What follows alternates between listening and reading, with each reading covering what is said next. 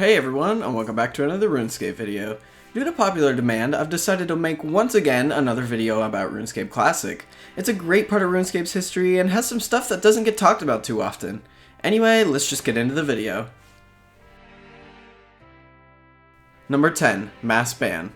Jagex left RuneScape Classic open for quite some time after the launch of RuneScape 2, as many players didn't want to switch games yet. A lot of players must have assumed Jagex would no longer care about Classic and began botting on it. On October 27, 2004, Jagex actually did a mass ban of over 3,000 people for botting. This may not seem like a lot, but keep in mind that the large majority of players had already moved to RS2. These days, it seems like Jagex has just given up on Classic. Even things like bug fixes are just ignored. It makes sense why they wouldn't fix them, but I feel bad for the small dedicated fanbase that still exists around the game. Number 9. Crandor. Crandor is an interesting little bit of RuneScape Classic's history. For those that don't know what Crandor is, it was once a major trading city in the 5th Age. Inside Crandor, a dragon by the name of Elvarg was sleeping. It is believed that an adventurer went down the volcano and disturbed Elvarg's rest. As a result, the dragon destroyed the city and completely burned it to the ground. What's interesting is, in RuneScape Classic, the island is filled with plant life and grass.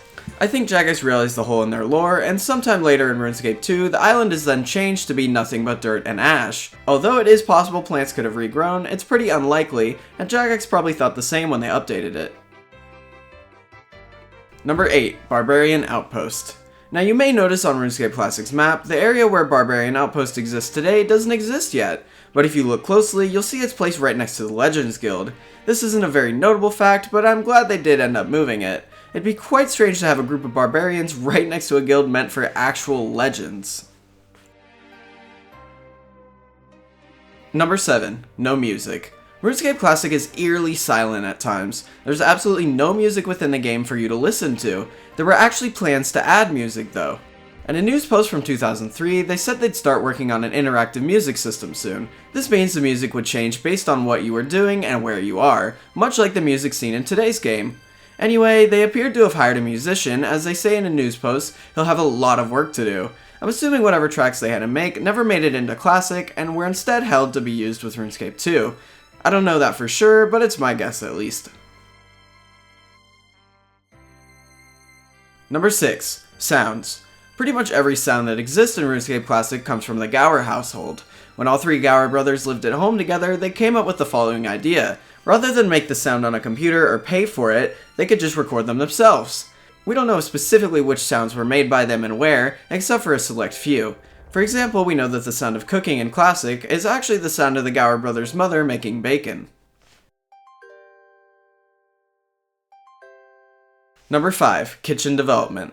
The location where RuneScape Classic was developed is already a large topic of debate, but now the RuneScape documentary has given us some definitive answers as to where and when it was made. If you haven't seen it yet, it's free on YouTube and it's an amazing watch for any RuneScape fan. Anyway, one of the main locations Classic was developed in was in the Gower family's kitchen. After RuneScape Classic became too expensive for Andrew to host, he decided he needed to cut costs by moving back home to his parents' home in Nottingham. Upon arriving home, he and his two brothers set up in a small chunk of the kitchen. The only thing dividing them from the rest of the kitchen was a curtain set up by their mother.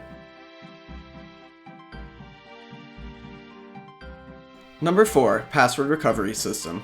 Back when Classic first started to get big, things like player reports and password recovery became a pretty huge issue. At the time, everything was handled by email. As a result, you had absolutely no way to recover your account if you ever lost the password. Things like account recovery questions didn't exist either. Since everything was handled through email, it became pretty messy.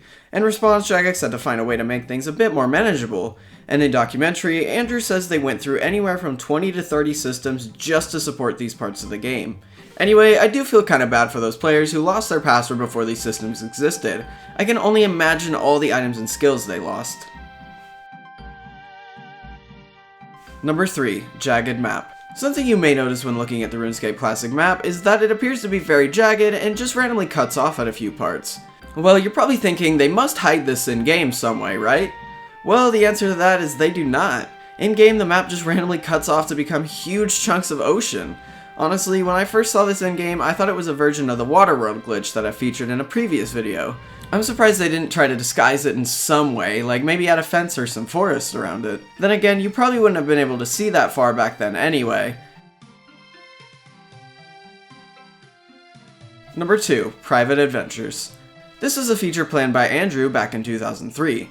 In a development progress post, he stated that the team would soon start working on what he calls a scenario system. Basically, what it would do is allow the game to randomly generate new areas of the map. The areas that the map creates would then be tailored to the abilities of the players entering. You would then be able to form a small team and go on adventures with them. If you ask me, this seriously sounds like Dungeoneering. I wouldn't be surprised if this idea is actually what inspired the skill to release nearly 8 years later. In my opinion, it would have been really cool to see this system in Classic, and I wish it had come out back then. Number 1. RuneScape Wedding. You know what they all say, RuneScape is not a dating website. Well, this didn't seem to be the case back in 2002, at least to Paul Gower. On February 14th, 2002, Paul Gower actually married 2 players by the name of M. Oldfield and Lady Medusa. The wedding first began in the monastery. It became quite crowded and everybody was moved to a church in Remington where the actual ceremony began. The rings were exchanged, Paul said they were man and wife, and then they stood in the same square as each other.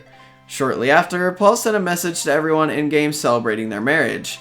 They then moved back to the monastery, had a pink skirt parade to Falador Castle, and lastly had a wine and cake drop party. To be honest, I would never expect something like this to happen in RuneScape history. It's also surprising to me that this is never talked about and it took quite a lot of digging to find.